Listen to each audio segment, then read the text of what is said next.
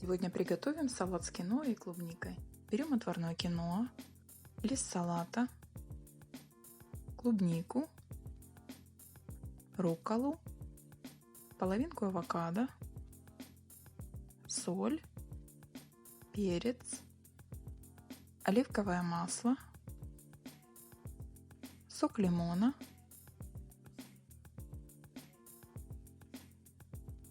аккуратно перемешиваем. Выкладываем на тарелку.